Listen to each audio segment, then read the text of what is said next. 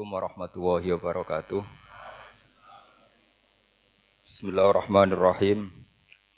Tabarakalladzi nazzalal furqana ala 'abdihi liyakuna lil 'alamin nadhira. Allahumma shalli wa sallim ala nabiyyillah wa ala rasulillah sayyidina Muhammadin wa ala alihi washabbihi ajmain. Nama ba'du. Kita meneruskan kajian yang paling penting dalam ulumul Quran termasuk adalah al-ibratu bi umumil lafzi la bi khususis sabab. Itu terkenal sekali. Jadi Nabi karena seorang manusia, apapun hebatnya Nabi ini seorang manusia, tentu kalau ngandani cara Jawa atau menghitobi, pasti ngendikan sama yang di depannya. Tapi bukan berarti hukum ini khusus pada yang di depannya, tapi menjadi umum. Kenapa menjadi umum? Ya karena kebaikan itu boleh dilakukan oleh siapa saja. Misalnya Rasulullah ngendikan sama Mu'ad, ya Mu'ad inni uhibbuka, fala tada'anna dubura kulli sholatin. Wa fi riwayatin faqul fi duburi kulli sholatin, Allahumma a'inni ala zikrika wa syukrika wa husni ibadatik. Itu jelas kalimatnya Nabi, ya Mu'ad saya mencintai kamu. Maka jangan pernah engkau tinggalkan setelah sholat, kamu membaca Allahumma a'inni ala zikrika wa syukrika wa husni ibadatik. Ya Allah, tolonglah kami supaya selalu mengingat engkau ala zikrika dan mensyukuri nikmat engkau, dan tolong kami selalu beribadah kepada engkau. Lalu kalau melihat asbabil wurud, kalau dalam ilmu hadis biasanya disebut asbabil wurud, kalau dalam ilmu Quran disebut asbabin nuzul, tentu yang didhawuhi itu ya Mu'ad. Tapi Anda tidak boleh begini, saya tidak wiridan itu yang disuruh Nabi kan Mu'ad, saya kan tidak Mu'ad. Itu tidak boleh seperti itu. Makanya kita tidak boleh terlalu tekstual, karena tadi resikonya Anda tidak mengikuti kaidah al-ibratu bi umumil lafzi la bi khususi sabab. Sebab itu saya tadi di kantor rektorat ya Pak Ordas ya, bilang nanti untuk kajian yang di kantor rektorat pakai kitab Syajaratul Ma'arif, karena kitab itu juga yang sekarang dalam proses penerjemahan saya dengan Pak Quraisyab di PSG, yang di sini pakai kitab Itqan. Nanti mulai bulan depan, karena saya dipaksa untuk meneruskan. Ini sudah kayak Tuhan saja maksa-maksa. Itu pakai kitab Itqan. Nanti babnya tak kasih yang mendesak untuk diketahui. Termasuk apa? Al-ibratu bi umumil lafzi la bi khususis sabab. Sehingga di Quran misalnya begini, ada cerita begini. Nabi Isa itu bilang begini, saya ini siapa? Saya ini adalah orang, kata Nabi Isa, wa ja'alani mubarakan aynama kuntu. Saya adalah orang yang di mana-mana itu memberi berkah, memberi manfaat kepada siapa saja. Itu jelas tentang Nabi Isa. Tapi oleh ulama dikasih judul yang umum. Babu nafil ibad bikullil bilad.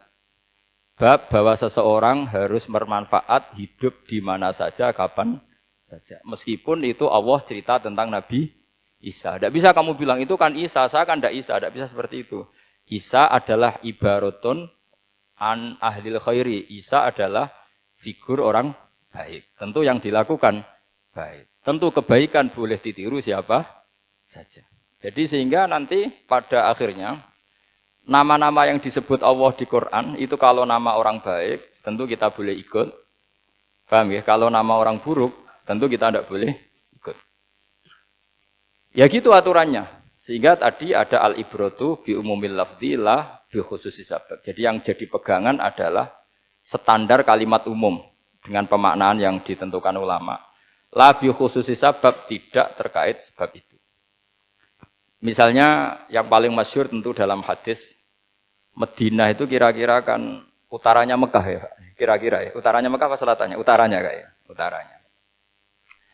Dulu penduduk Madinah itu kalau bikin kloset itu, pokoknya kalau qada'ul hajat itu menghadap ke utara atau selatan. Terus kata Rasulullah, kalau kamu sedang qada'il hajat, sedang buang kotoran tuh jangan menghadap Ka'bah, juga jangan membelakangi Ka'bah. Itu Nabi redaksinya unik. Walakin syarriku aw gharibu. Tetapi kamu menghadap barat atau menghadap timur. Itu semua riwayat walakin syarriku aw gharibu, tapi kamu menghadap barat atau timur. Nah, artinya apa? Kata syarriku aw gharibu adalah binisbat di ahli Madinah, karena orang Madinah posisinya di utara Mekah. Sehingga kalau menghadap utara atau selatan berarti menghadap Ka'bah atau membelakangi Ka'bah. Dan itu tidak boleh dalam proses qada'il hajat, masbuk kotoran. Terus Nabi memerintahkan menghadaplah ke barat atau ke timur. Nah, al-ibratu bi'umil lafzi la bi khususi sabab juga direvisi oleh ulama begini, kecuali sebab itu ada ilat. Maka kalau demikian yang dimenangkan ilatnya bukan teknya. Saya ulang lagi, yang dimenangkan ilatnya bukan teknya. Kayak tadi, di hadis itu kan Nabi ngintikan apa? Tetapi menghadaplah barat atau menghadap ke timur. Tentu orang Indonesia malah kalau itu kebalikannya. Orang Indonesia kalau ke barat atau ke timur kan malah menghadap Ka'bah atau membelakangi Ka'bah. Di sini pentingnya ijtihad. Dan ijtihad ini lazim, bukan harus Imam Syafi'i atau Imam Malik. Semua orang normal pasti tahu proporsi kalimat tadi. Karena ada aturan al-hukmu yaduru ma'ilatihi wujudan wa adaman. Begitu seterusnya. Ini penting saya utarakan. Sehingga ketika Rasulullah sedekah dengan dinar dikasihkan fakir miskin atau dirham dikasihkan fakir miskin, pikirannya ulama adalah sedekah dengan mata uang yang berlaku saat itu. Tidak selalu ditetapkan dinar atau dirham. Begitu juga ketika Rasulullah dulu zakat fitrah pakai susu kering atau pakai kurma atau pakai gandum. Ulama semua bilang yang penting kuti ahlil balad. Yang penting makanan pokok di negara itu. Dalam konteks Indonesia tentu apa? Beras. Ini penting saya utarakan karena tanpa mengkaji ulumul Quran seperti ini. Dan kita insya Allah bulan depan saya langsung bawa kitab Itkon. Di situ ada beberapa contoh. Harus seperti itu. Karena kalau tidak terikat sebab, itu nanti takutnya ayat umum menjadi liar. Misalnya begini, pernah ada aliran sesat dulu. Kebetulan di Jogja itu, saya lihat di TV. Entah salah kiainya, entah salah dosennya, entah salah siapa. Atau salah orangnya agak stres, tidak tahu saya. Semoga salah orangnya itu sholat menghadap 4 arah. Alasannya Allah nggak ada di mana-mana, ya sudah di barat, rakaat kedua ke utara, rakaat ketiga ke timur, rakaat keempat ke selatan. Itu uniknya itu ngawurnya lah, bukan uniknya. Ngawurnya itu dalil fa'ina matuwallu fatamma wajhuwa. Kamu menghadap kemana saja di sana ada ridha Allah. Sehingga semua ulama ketika bikin kaidah al-ibratu bi'umil lafzi la bi khususi sabab selalu menyertakan kecuali khusus sabab ini ada illatul hukmi. Maka itu enggak jadi. Kayak ayat tadi, kalau kamu pakai umumnya lafaz itu kan boleh sholat menghadap mana saja. Nah makanya Imam Syafi'i ketika ditanya, lalu ayat ini proporsinya gimana? Kata beliau, fis safar. Orang yang sedang di pesawat, mau sholat, tentu masuknya fatamma wajibah. Jadi dalam kondisi bepergian, yang kita ingin sholat, maka pakainya ayat seperti itu. Tapi kalau kondisi nomor, fawal liwajaka syatral masjidil haram. Jadi makanya ini penting ngaji ulumul Quran. Kita tidak bisa hanya megang terjemah atau megang apa, kemudian kita fatwa atas nama Quran dan hadis. Sehingga dulu syaratnya memang ketat, harus hafal Quran, hafal hadis, menguasai usul fikih, menguasai macam-macam. Karena tanpa itu memang tidak bisa. Sampai Ibnu Abbas ngendikan, kamu jangan pernah fatwa pakai Quran. Fa inna lahu wujuhan katsirah, karena Quran punya sisi yang banyak. Walakin hajuhum bisunnah. Kalau kamu adu hujjah, pakailah sunnah Rasulullah SAW. Karena di situ penjelasan Quran. Misalnya tadi Rasulullah ketika kondisi normal pasti sholat menghadap Ka'bah. Jadi kalau bepergian nanti unta, kata riwayat-riwayat, ainama tawajjahat bihi rakhilatuh, kemana saja posisi unta menghadap. Ada ulama berpendapat itu khusus sholat sunat. Kalau sholat fardu dalam kondisi ada punya mobil harus berhenti. Ini madzhab Syafi'i. Sehingga misalnya saya, Pak Harsoyo, Pak On, bawa kijang, mobilnya sendiri. Kalau sholat fardu jangan mentang-mentang pakai kendaraan terus menghadap sekenanya. Kalau mau ke Banyuwangi berarti menghadap ke timur, enggak. Itu yang boleh hanya sholat sunat. Kalau sholat fardu harus berhenti. Karena kijang ini dalam kendali Anda. Kecuali dalam surah yang kendaraannya tidak dalam kendali Anda. Misalnya kita naik pesawat. Jadi harus dibedakan. Jangan mentang-mentang Nabi sholat di onta kemana saja menghadap. Tapi konteksnya kan onta ini, cara berpikir onta ini dalam kendali Nabi. Tapi kalau pesawat kan tidak. Jelas ya? Jadi makanya ini pentingnya proporsional. Jadi kalau kita naik kijang misalnya mau ke Banyuwangi, kalau waktu zuhur ingin sholat ya harus berhenti. Karena yang aina matawat jahat bihi rakhilatuh, kemana saja kendaraan membawa kita itu dalam konteks sholat apa? Sunnah. Jadi ini pentingnya ulama. Ini yang dikatakan al-ulama warasatul anbiya. Karena sanad ini musalsal terurut sampai Rasulullah SAW. Terus ada lagi ayat umum yang akhirnya jadi judul umum. Misalnya begini. Kita tahu cerita Nabi Khidir, di antara ceritanya ada satu kampung itu pelit. Makanya orang pelit itu wajib didendami. Karena Nabi pun itu baik-baiknya orang. Kalau sama orang pelit tetap dendam. Karena buruk-buruknya orang itu orang pelit. Tahu kan alamatnya orang pelit? Qoribun minan nar, ya dekat-dekat neraka itu kira-kira. Karena al-bakhil qoribun minan nar, ba'idun minal jannah. Jadi kalau sama tanya alamatnya ya dekat-dekat neraka. Singkat cerita, Nabi Musa dan Nabi Khidir itu kecapean sekali masuk satu kampung. Karena saking kecapean, lapar, minta kampung itu menyediakan makanan. Istatama itu mereka minta makan, saking laparnya, saking karena di perjalanan yang melelahkan. Istatama ahla fa'abau ayyudayyifuhuma. Tapi kampung situ kampung pelit. Jika semuanya tidak mau yang ngasih apa? Makan. Tapi pas mau keluar dari kampung, ada tembok, ada kayak prasasti itu, yang mau roboh. Yang mau apa? Roboh. Terus sama Nabi Khidir, tembok yang mau roboh ini ditata. Ditata jadi baik lagi. Nabi Musa kata Nabi Musa, kok kurang pegawaian mau medit, pagri mbok urusi. Jadi makanya dendam sama orang meditnya agak sunat. Karena Nabi Musa juga marah sama Nabi Khidir. Orang kayak kampung kayak begitu pelit kok temboknya apa rusak kamu benahin gitu. Terus Nabi Khidir menjawab, wa amal jidaru fakana lulamaini yatimaini fil madinati wa kana tahtahu kanzul lahuma wa kana abuhuma sholiha. Begini loh, tembok ini adalah penyimpan harta. Penyimpan harta untuk anak yatim. Bapaknya dulu itu soleh. Artinya terus dibabkan oleh ulama. Babu ikrami sibyanil mu'minin. Bab kita memuliakan anak-anak orang soleh. Sehingga dalam adat kita menghormati Habib, menghormati Gus, menghormati anak pahlawan, menghormati orang-orang yang dulu berjuang kepada untuk Indonesia. Karena di antara yang dipertimbangkan Nabi Khidir adalah wakana abuhuma sholihah. Tentu kita menghormati putra-putri yang dulu mendirikan UII, macam-macam.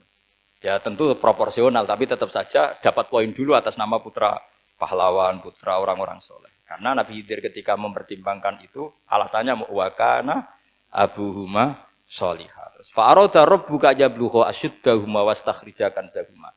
Tentu Allah ingin kalau tembok ini roboh, kemudian kelihatan khazanahnya atau tabungannya, nanti dipakai orang-orang zalim. Kalau dipakai orang zalim, maka yang berhak tidak mendapatkan. Sama, negara ini itu dimerdekakan oleh para pahlawan supaya dikelola secara kesolehan, supaya dikelola secara orang baik. Maka orang soleh semua harus ikut kompetisi dengan tanda kutip merebut negara.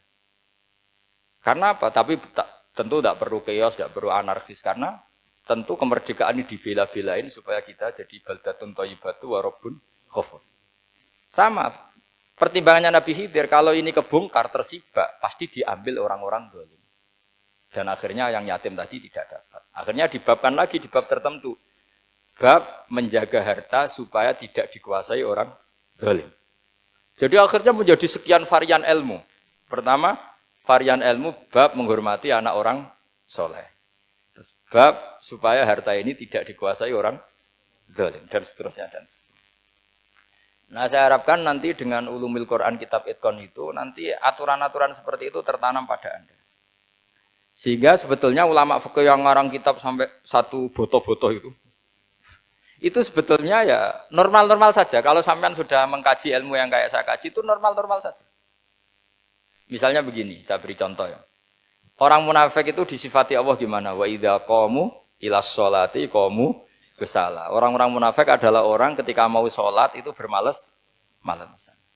Terus kitab Fathul Mu'in atau Fathul Wahab atau kitab semua kitab fikih bikin judul gini. Saya masih ingat takbirnya. Wa yusannu nasyatun li sholatin. Disunatkan kalau sholat itu ketok gumrigah, ketok semangat. Fa inna Allaha ta'ala dzamma tarikihi. Karena Allah mengkritik atau menyalahkan orang yang kalau sholat itu tidak nasyat, tidak gumrigah, tidak semangat. Mergo seperti itu adalah fi'lul munafikin, perilakunya orang munafik. Terus ditulis wa idza qamu ilas sholati qamu kusala. Artinya di situ Allah mengkritik orang munafik. Kenapa? Karena kalau sholat males-malesan. Anda ingin bersifat kayak orang munafik apa bersifat kayak Rasulullah? Tentu ingin seperti Rasulullah. Kalau ingin seperti Rasulullah ya wasari'u ila maghfiratim mir rabbikum. Kalau ada kebaikan harus cepat-cepat, harus disegerakan. Nah, sehingga nanti babnya ya sudah tidak tentang orang munafik. Babnya begini. Babul musara'ah ilal khairat wa tarkil kasli. Bab bergesa-gesa atau bergegas dalam kebaikan dan meninggalkan malas. Jadi tidak lagi tentang sholat, tapi tentang kebaikan apa saja. Jadi kalau kamu punya hutang bisa nyaur jam 7, nyaur jam 9 pasti disalahkan Allah. Karena bisa saja dalam 2 jam ini kita mati. Paham ya? Begitu juga kalau kita sholat bisa awal waktu, kenapa tidak awal waktu? Meskipun akhir waktu ya dibolehkan. Itu ya tadi babnya ya tentang wa idza qamu orang munafik itu ya seperti itu. Akhirnya apa? Ayat ini turun tentang orang munafik tapi pemaknaannya umum.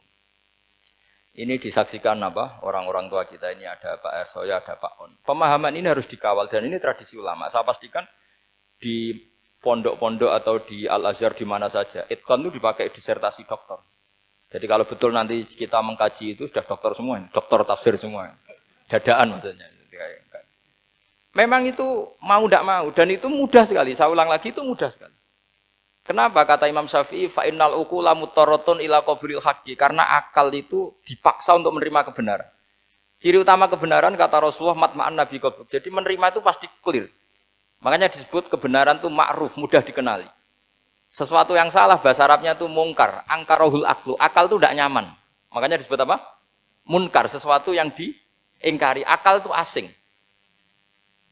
Ya asing tuh misalnya, sepeda motor ini milik siapa? Milik Zaid. Ya sudah saya pakai, tidak usah pamit. Akal pasti, ini kok aneh, nggak milik orang kok nggak pamit. Akal pasti nggak terima. Makanya agama itu hanya menerima al-ma'ruf yang mudah dikenali dan menolak al-mungkar, sesuatu yang akal itu nggak terima. Jadi Imam Bukhari ketika ditanya, kenapa kamu salim itu bisa mensarai sanad-sanad Rasulullah? Kata beliau, kalau kamu akalnya normal itu ya gampang saja. Terus ditanya, contohkan. Beliau contohnya begini. Pernah syurrahul hadis, para pensarah hadis itu habis otaknya. Gara-gara Imam Bukhari bikin judul begini. Babu sihhati tolakil akhros. Ingat-ingat ya. Babu sihhati tolakil akhros. Bab sahnya tolaknya orang bisu. Orang bisu itu orang nggak bisa ngomong tuh kalau bahasa Jogja itu. Bisu ya? Bisu. Bisu itu cerita bab sah tolaknya orang akhros. Ternyata apa? Sekian riwayat yang dipakai itu begini. Ana wa kafilul yatim kahataini fil jannah. Nabi pernah ngendikan saya dan yang merawat anak yatim kahataini fil jannah. Wa asyara bi musabbihatihi wal wusta. Pokoknya Nabi ngendikan begini. Paham ya? Maksudnya apa? Betapa yang merawat anak yatim itu sangat dekat dengan apa? Dekat dengan Nabi di apa? Surga. Terus hadisnya berikutnya. Asyahru hakada pakai tangan 10, ahakada wa hakada wa hakada berarti 30. Asyahru hakada wa hakada wa hakada berarti berapa? 29. Terus berikutnya hadis Aisyah sholat lama terus ditanya orang di tengah-tengah sholat. Aisyah kenapa sholat lama?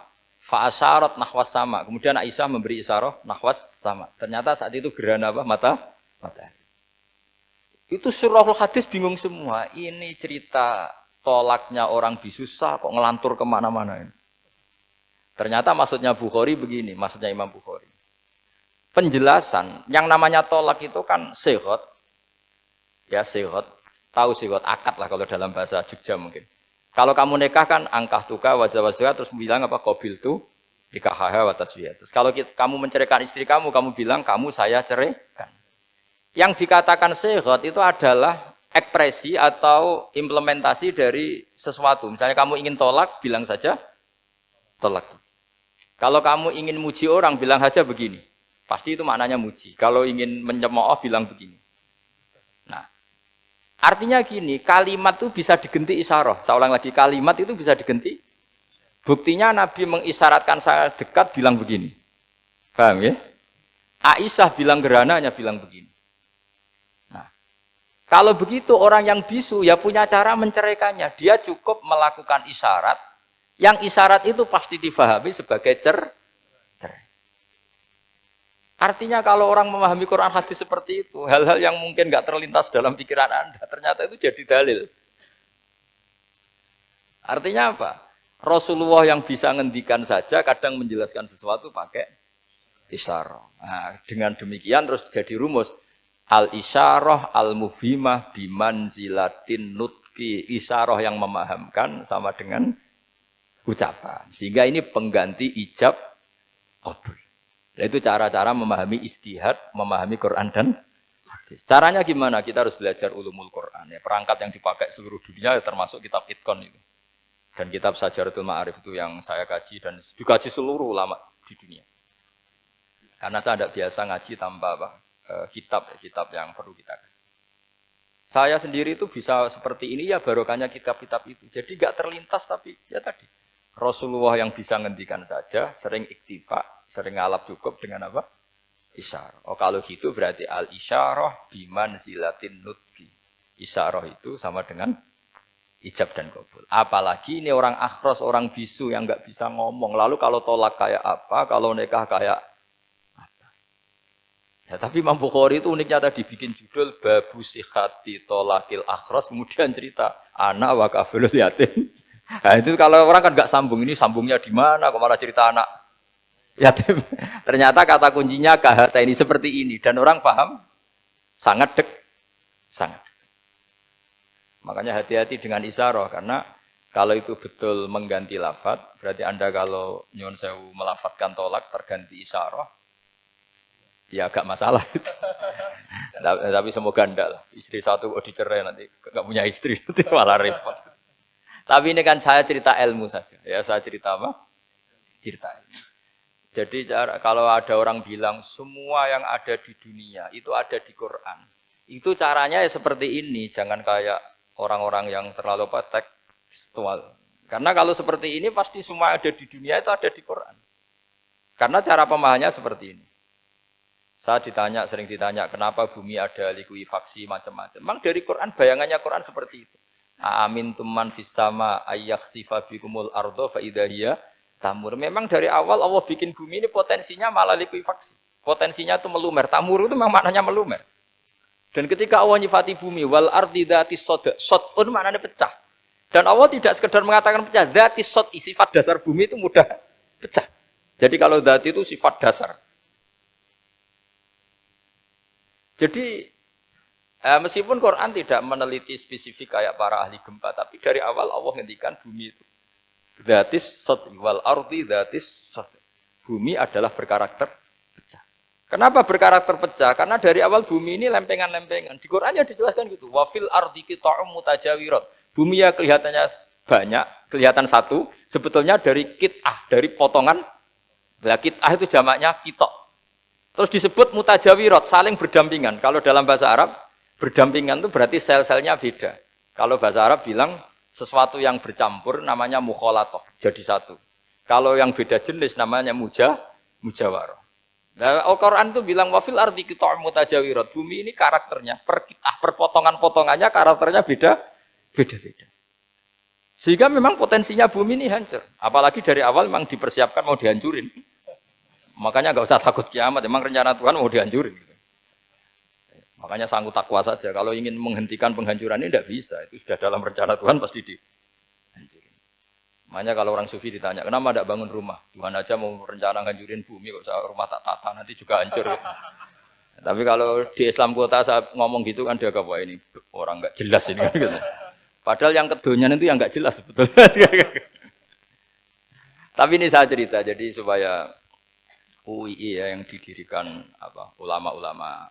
Saya masih ingat ketika Profesor Zaini cerita, Pak Zaini saya ini kan kiai, saya tidak punya gelar apa kok jenengan minta bantuan ini. Katanya Pak Zaini dulu UI ya didirikan banyak kiai dan sebagian pendirinya juga nggak punya gelar katanya. Gitu. Tapi mendingan nggak punya gelar manfaat daripada punya gelar nggak manfaat. Malah problem. Tapi ya nggak masalah. Sudah ada manfaat, tidak punya gelar malah repot lagi. Sudah cara berpikir gitu saja sudah. Pokoknya sementing semuanya baik apa saja. Jadi nanti setelah sampean mengkaji ulumul Quran ya tadi seperti yang dikatakan Imam Syafi'i itu gampang sekali. Kenapa gampang? Karena fa'innal uqula muttarratun ila qabulil haq. Akal ini pasti dipaksa untuk menerima kebenaran. Kayak saya berkali-kali ditanya sama seorang kiai, kenapa sih Gus masalah la ilaha illallah kok sampai Nabi ngendikan wa inzana wa insaraka. Siapapun yang melafadzkan la ilaha illallah Muhammadur Rasulullah, itu suatu saat pasti masuk surga. Meskipun dia pernah zina, pernah maling. Itu jelas teks hadis di Bukhari, di Muslim, wa inzana wa insaraka. Meskipun zina dan ini bukan berarti Nabi melegalkan perzinahan, enggak, ma'adzallah, enggak akan terjadi. Nabi melegalkan perzinahan. Tapi Nabi ingin ngendikan begini. Absolutisme kebenaran itu tidak terganggu oleh kesolehan dan kefasikan. Karena kebenaran absolut siapapun akan ngomong seperti itu. Saya berkali-kali nyontohkan, Rektor Al-Azhar akan bilang 1 tambah 1, 2. Lonte ya bilang 2, koruptor ya bilang 2, KPK ya bilang 2, 01 ya bilang 2, 02 ya bilang 2. Karena absolutisme kebenaran. Dan Nabi itu ingin mengatakan bahwa Allah Tuhan ini kebenaran sejati. Sehingga siapapun yang melafadzkan sah. Jika orang yang kafir 70 tahun sekali melafadzkan syahadat, sah. Tidak usah begini. Pak kafir, soleh dulu ya beberapa tahun gitu. Baru Anda sah melafadzkan kalimat la ilaha. Tidak ada seperti itu. Semua ulama ijma, orang kafir 70 tahun melafadzkan la ilaha illallah sekali, langsung menjadi Muslim. Kenapa sah? Kebenaran absolut tidak bersyarat kesolehan maupun kefasikan. Ya kayak tadi, orang bilang 1 tambah 1 harus profesor apa anak TK boleh? Jangan mentang-mentang profesor, doktor, rektor, UGM, atau UI. Tadi anak kecil bilang berapa 1 tambah 1? 2. Sudah, aku tak bilang 4. Tidak bisa. Kebenaran absolut itu orang akan sepak. Nah, Quran itu termasuk kebenarannya absolut. Maka harusnya siapapun bisa memahami Quran. Termasuk orang yang sebelum Islam. Sekarang saya tanya ke sampean, ketika Umar masuk Islam karena dengar Quran itu dulu dengarnya apa dulu Islamnya? Dulu dengarnya dan dia paham. Wa ma huwa min kalamil basar, ini tidak mungkin omongan manusia seindah ini. Karena mudah difahami Quran. Nah sekarang enggak, karena ada sistem akademik. Itu terus orang macam-macam urutannya. Jadi repot sekarang. Kalau kata tafsir At-Tabari lebih ekstrim lagi. Itla yuqalu masalan ifham bima la aqlalak. Jadi orang-orang kafir ini kan, orang-orang kafir Mekah ini kan Rasulullah jadi nabi ini kan semua orang masih kafir. Enggak ada mahasiswa UI, enggak ada orang NU, enggak ada orang Muhammadiyah. Semuanya orang kafir, semuanya masih kafir. Terus Nabi membawa Quran, maka khitab pertama itu bukan ya ayuhan nahdiyun, ya ayuhal Muhammadiyun. Khitab pertama kul ya ayuhal kafirun karena pendengarnya semuanya kafir. Dan itu mereka paham. Tapi nanti soal hidayat nomor 2. Tapi mereka itu yang jelas paham. Sehingga banyak orang kafir yang menjadi muslim karena mendengar Al-Quran. Jadi ini penting diketahui karena kebenaran itu milik siapa saja dan akan mudah difahami. Kayak tadi. Kalau 1 tambah 1, 2 itu rektor ya bilang 2, anak TK ya bilang 2, musuh kamu ya bilang 2. Kamu atas nama sentimen dengan musuh pun tetap bilang. Nah di sini kadang Nabi ngendikan mangqala la ilaha illallah dakhalal jannah wa inzana wa insaraka. Proporsinya seperti itu, bukan berarti Nabi melegalkan zina, bahwa kalimat ini kalimat yang kebenarannya absolut sehingga siapapun sah mengatakan itu, meyakini itu meskipun punya masa lalu seperti itu. Jadi jangan salah makna terus Nabi melegalkan, enggak sama sekali. Jadi saya mohon ini jadikan satu ilmu. Bahwa ilmu adalah tetap apa? Ilmu. Sehingga ada ayat kulil ladzina kafaru iyantahu yughfar lahum ma qad salam. Katakan kepada orang-orang kafir sekali menghentikan kekafirannya yughfar lahum ma qad salam. Maka kekafiran di masa lalu dianggap hilang dan dia hanya dengan status yang sekarang yaitu seorang mukmin. Karena dia disahkan melafadzkan la ilaha illallah. Makanya pernah ada cerita, ini penting saya utarakan ke jenengan. Ada orang kumpul kebo, singkat cerita kumpul kebo lelaki sama perempuan. Suatu saat Nabi dikasih tahu sama tetangganya, ya Rasulullah orang yang biasa kumpul kebo itu sekarang sudah nikah. Jawabannya Nabi unik. Alhamdulillah kira-kira gitu kalau bahasa Indonesia. Qad kharaja min sifahin ila nikahin. Dia sudah keluar dari tradisi zina, sekarang dia sudah dengan kehormatan nikah. Maksudnya gini, kalau malam Senin dia belum nikah, kumpulnya akan masih kumpul kebo bertahun-tahun gitu. Paginya dia nikah, malamnya sudah kumpul sunnah. Karena sudah nikah. Jadi sama seperti tadi. Kalau dia belum melafadzkan kalimat tauhid, ya statusnya dia kafir. Sekali melakukan kalimat tauhid, ya statusnya dia muslim atau mukmin. Sama. Ketika hubungan intim tanpa nikah namanya sifah perzinaan. Sekali nikah ya namanya sunnah. Jadi semudah itu. Dan Nabi tidak tanya macam-macam. Mau ngendikan qad kharaja min sifahin ila nikahin. Sudah keluar dari tradisi sifah menuju nikah. Pertanyaannya gini, kenapa enggak disyaratkan ini itu untuk nikahnya? Misalnya macam-macam. Ya sebetulnya syarat itu pasti ada, cuma begini loh. Orang yang ingin menghentikan keburukannya harus kamu katakan sah sekarang juga. Karena kita mengesahkan penghentian keburukan. Jangan lalu orang yang mau tobat malah dipersulit. Jadi misalnya la ilaha illallah, kamu belajar makhraj dulu, bilangnya la benar. Belajar bahasa Arab dulu. Ya kacau. Apalagi saya persiapkan seremonialnya dulu, nanti di masjid di syuting supaya satu Indonesia tahu yang Islamkan saya itu kiainya yang engkek malah repot lagi. Ini penting saya utarakan supaya clear. Jadi saya ulang lagi, al-ibratu bi umumil lafzi la bi khusus sabab. Allah ya enggak apa-apa cerita Nabi Musa, cerita Nabi Isa, cerita misalnya begini, bolehkah orang soleh itu jadi raja? Jawabannya harus bilang boleh. Karena Allah pernah menfigurkan tokoh soleh yang bernama Sulaiman dan Daud. Dan beliau adalah raja. Ketika Imam Syafi'i ditanya, bolehkah orang Islam tidak kawin? Ya asal dia ada zina ya boleh. Karena Allah menyebut hamba yang soleh dan sebagian mereka tidak nikah. Yaitu Nabi Yahya dan Nabi Isa. Yaitu wasayyida wa hasura wa nabiyya minas sholihin. Jadi cara berpikir Imam Syafi'i gampang. Bagaimana hukumnya orang Islam yang enggak nikah padahal dia tapi asal enggak zina loh ya. Ya jawabannya ya boleh karena Allah mensifati Nabi Yahya dan Isa dengan status hasur, tidak apa? Nikah. Bolehkah seorang soleh jadi raja? Ya boleh. Daud dan Sulaiman itu seorang soleh dan jadi raja. Bolehkah orang soleh itu fakir? Wah sudah banyak, enggak usah dibolehkan sudah banyak. Jadi gampang sekali Quran di depan ahlinya itu. Jadi kalau Imam Syafi'i ditanya, fa inna wa ta'ala dzakara abdan sholihan wa qala wa sayyida wa hasura wa nabiyyam minas sholihin. Ternyata ini orang yang ditanya, apakah boleh orang soleh itu jadi politikus, jadi pejabat? Ya boleh saja. Faqad ataina ala Ibrahim alkitab wal hikmata wa atainahum mulkan azim. Jadi ini yang boleh bukan sekedar Ibrahim. Padahal di ayat itu tentang ala Ibrahim. Cara berpikir ya tadi, ternyata kesalehan tidak mengganggu jabatan. Ya tentu ya maksudnya untuk kesalehan juga. Sehingga agama ini gampang. Makanya kalau ada yang tanya, bagaimana perempuan punya aktivitas? Ya jawabannya asal kebenaran ya boleh. Allah cerita Bilqis dan itu raja perempuan. Di hadis banyak kecakapan Aisyah memimpin, macam-macam. Jadi gampang saja. Nah, kenapa sekarang banyak orang berdebat tentang Quran dan nyuwun sewu sampai pada level gontok-gontokan ekstrim? Karena mereka nggak mau belajar ulumul Quran. Kegiatannya debat, tukaran. Yang bingung kita, yang waras ngalah lah kira-kira gitu. Ini nggak pernah ngaji Quran, gegernya. Ya kacau. Ada ulumul Quran, itu yang namanya kitab Al-Itqan. Dan itu dibukukan oleh ulama. Dan gampang sekali. Pernah ya Sayyidina Umar ketika Futuhat, beliau sudah Futuhat itu mengalahkan musuh-musuh Islam yang memusuhi Islam. Perlu dicatat, musuh-musuh Islam yang memusuhi Islam. Karena kalau yang tidak memusuhi Islam nggak boleh dimusuhi juga. Ya. Singkat cerita ditanya, kenapa kita tidak tasakuran besar-besaran, kita kan sudah menang. Padahal disambut sedemikian rupa. Jawabnya Umar apa?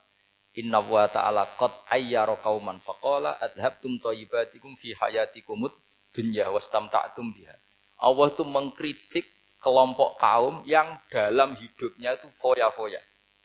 Maka saya akan mengurangi foya-foya itu supaya saya menyisakan jatah foya-foya saya sampai di surga. Nanti orang kafir ketika dimasukkan neraka di antara taubehnya Allah. Taubeh itu ya semacam kayak disalahkan gitu. Adhabtum thayyibatikum fi hayatikumud dunya. Jatah-jatah kenikmatan kamu, salah kamu habiskan di dunia. Sehingga kita harus pernah pas enak-enak tidur, tahajud, wiling-wilingan, ngurangi jatah. Sayyidah Aisyah tuh cantik sekali, tapi sudah turu mujur di depan Nabi tetap sholat. Kalau sampai istrinya tidak cantik saja, nggak pernah tahajud. Itu masalah besar. Itu Aisyah itu kenangannya Aisyah. Saya ini kurang cantiknya. Sampai Nabi kalau sholat digoda tidur di depannya. Masyhur. Wa ana muqtaridotun. Saya tidur malang di depan Nabi. Nabi kalau berdiri sikilnya aku tak dojorno. Kalau Nabi mau sujud tak ingkretno. Nabi terus saja tahajud. Dan saya yakin itu sunnah, tidak ada yang niru itu. Aisyah loh, bukan yang Saudah, Aisyah. Di semua riwayat itu, kalau Saudah kan mungkin, wah pantesan Saudah kan gitu. Ini Aisyah. Terus ada cerita lagi, betapa Rasulullah memang Nabi betul. Aisyah itu istrinya paling cantik. Kan yang nyanyi cantik itu hanya Aisyah, Zainab sama Sofia. Kira-kira rivalnya itu. Yang rivalnya itu, kira-kira. Ya sebagian ya cantik tapi enggak sekelas ini. Rasulullah itu malam-malam keluar. Terus pikiran Aisyah, pasti ke sebagian rival saya. Doroh itu maru. Coba. Dibuntuti sama Aisyah. Nabi enggak tahu kalau dibuntuti Aisyah. Ini hadis riwayat doa masuk kuburan. Maka, jadi hadis itu ya unik. Kalau enggak di tangan ulama itu jadi kacau. Babu doa li ahlil kubur. Bab mendoakan ahli kubur itu babnya itu tentang cemburu. Walhasil karena Nabi keluar, wah ini mesti itu enggak benar ini. Paling ke Sofia atau ke ya pokoknya Zainab yang cantik-cantik. Ditututi sama siapa Aisyah. Nabi enggak tahu itu. Ternyata Nabi itu kebagi terus assalamualaikum daraqaumil mukminin wa inna insyaallah bikum lahikun. Jadi barokahnya cemburu, hadis itu ada rawinya. Oh, ternyata ke kuburan toh. Itu sampai pulang. Jadi hadis itu diriwayatkan Aisyah. Ghirtu itu cemburu. Saya ini cemburu sama Nabi. Malam-malam keluar tak tututi jebule moro kuburan. Lah, sahabatnya tanya muridnya Aisyah. Lalu baca apa? Assalamualaikum daraqaumil mukminin wa inna insyaallah bikum lahikun. Kalau sampean kan enggak dibuntuti tok bar tenan. Mesti barbaran. Jadi ini penting saya utarakan. Jadi cobalah ulumul Quran dikaji secara baik. Insya Allah nanti maknani Quran itu mudah sekali. Karena memang sesuatu itu harus ada ilmu. Ya sesuatu itu harus ada ilmu. Banyak ulama itu nangis karena mudah memahami rahmat Allah. Abu Yazid Al-Bustami itu jadi wali bukan karena banyak wiridannya. Enggak. Dia setiap makan itu memuji begini. Ya Allah, engkau itu tidak butuh saya, tapi kenapa ngasih makan saya? Kalau majikan ngasih makan karyawannya kan supaya mau kerja. Semua kebaikan manusia itu pasti ada imbalannya. Tapi engkau itu tidak butuh apa-apa. Kenapa ngasih nikmat kepada manusia padahal engkau tidak butuh? Itu kan aneh betul. Kalau apapun ikhlasnya orang, kalau ngasih itu kan ada maunya. Meskipun sudah bilang ikhlas. Oh sudah, tapi kalau Allah itu tidak butuh. Misalnya ada orang nyumbang masjid ikhlas. Tetap di hatinya, benak Jumatan Par, Quran yang dinti. Tetap ada kepentingannya. Tapi kalau Allah enggak. Sehingga cara mensifati Allah itu luar biasa. Makanya orang jadi wali itu diantara kata Rasulullah, Inna woha la yardu anil abdi idha akalal aklah fayahmaduhu alaiha au yashrba syarbah fayahmaduhu alaiha. Allah itu sangat ridho. Orang jadi wali itu kan diridani Allah. Allah itu sangat ridho kalau seseorang makan, kemudian dia muji Allah. Coba apa hebatnya Donald Trump kalau nggak makan ya lemes mati. Apa hebatnya presiden seluruh dunia kalau nggak makan ya lemes mati. Orang yang katanya paling top di dunia, itu nggak makan kangkung nyatanya ya lemes. Hebatnya di mana? Coba? Yang kita puji-puji hebat, ternyata kalau nggak makan itu lemes. Pak Rektor nggak makan lemes, apalagi Pak Onwel nggak makan lemes. Hebatnya apa coba? Nah, terus kelihatan wa khuliqal insanu dhaifa. Makanya ketika Allah mengingatkan orang yang menyembah Isa, Allah hanya menghentikan gini, karena yakulani to'am. Isa dan ibunya itu makan. Maksudnya kalau nggak makan itu ya lemes. Kamu kebayang nggak punya Tuhan terus, Pak Tuhan jangan lemes, monggo dariin. Kayak apa malunya kita punya Tuhan kalau nggak makan apa? Lemes. Terus nanti cerita, alhamdulillah tadi Tuhan mampir sini. Tadi lemes lah tak kasih makan, bergas lagi. Kan? Makanya uang kritiknya mesti sederhana. Karena yakulani to'am. Kok kamu Tuhan kan gimana? Ini kalau nggak makan itu. Tapi kita sering keliru mengatakan Presiden Amerika itu superpower hebat. Hebatnya di mana seorang manusia? Kalau nggak makan ya. Ini makanya Allah ngendikan wa khuliqal insanu dhaifa. Sehingga banyak para wali itu dekat Allah ketika makan. Bukan apa-apa karena tadi makannya itu enggak kayak sampai ana makan banyak lahap seglegeken udah gitu. Itu enggak setiap makan ya Allah betapa lemahnya saya. Yang katanya rektor, yang katanya profesor, katanya orang alim kiai. Katanya pengurus NU, pengurus Muhammadiyah, ternyata kalau tidak makan, lemes. kerennya di mana sehingga terus tawadu, terus macam-macam. Jadi ini penting. Jadi Allah mengingatkan manusia itu dengan makan tadi. Makanya Nabi Rasulullah ngendikan Allah itu sangat ridho seseorang yang setiap makan muji Allah. Tapi sekarang orang makan itu banyak yang enggak menjiwai. Karena ada aturannya sebetulnya, ngunyahnya sampai sekian kali. Ya, tapi sekarang kan sudah ada seperti itu. Makanya sekarang wali sudah enggak banyak. Pendaftarnya juga sudah ada banyak. Apalagi orang-orang intelek itu sudah agak tertarik daftar wali. Memangnya kalau sudah jadi wali dapat uang, malah repot lagi kalau seperti itu.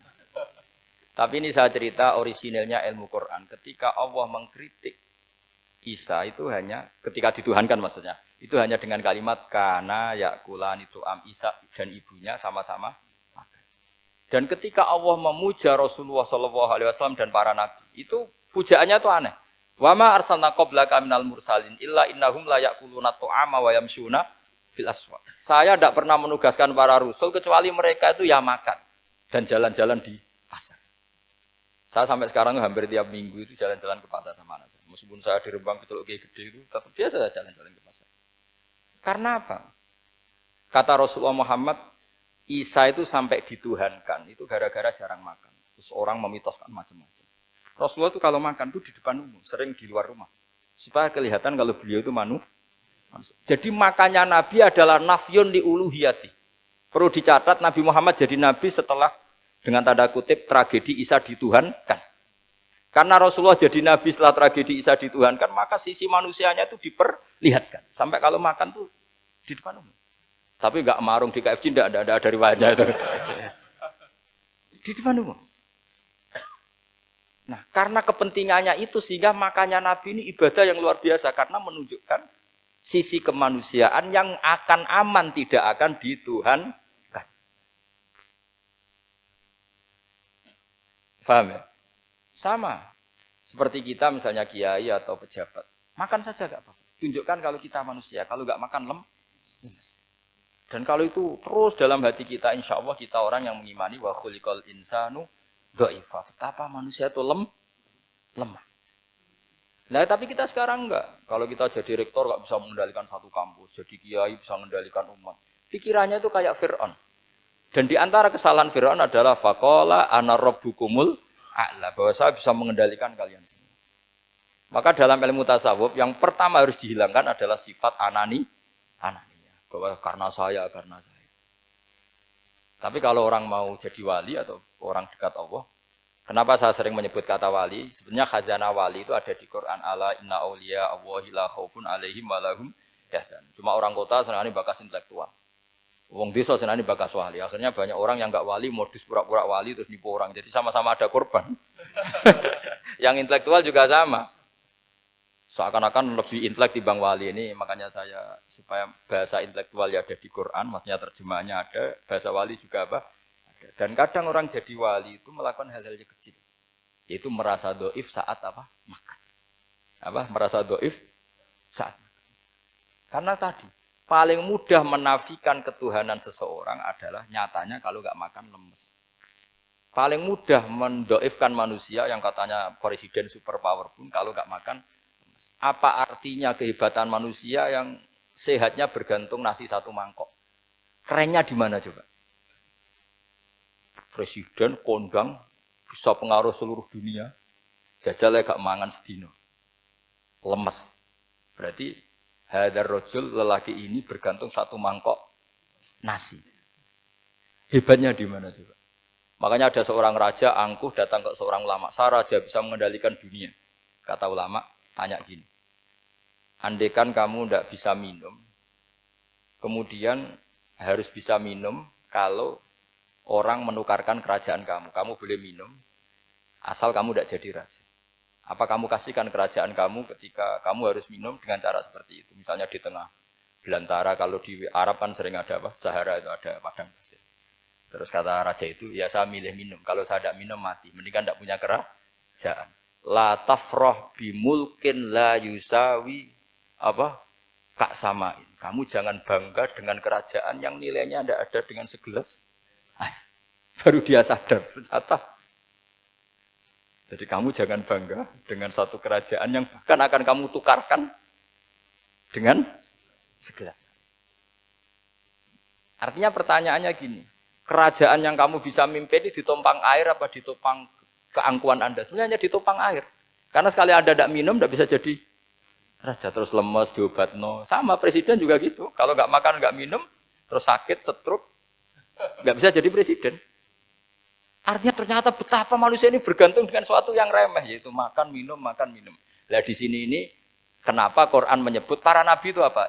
Illa innahum la ya'kuluna ta'ama wa yamsuna bil aswaq. Kalau kamu tidak memahami seperti ini kan terus kayak Quran kok ngomong hanya gini kok, kayaknya kelasnya kok nggak intelek gitu. Cara pandang nggak seperti itu, paham ya?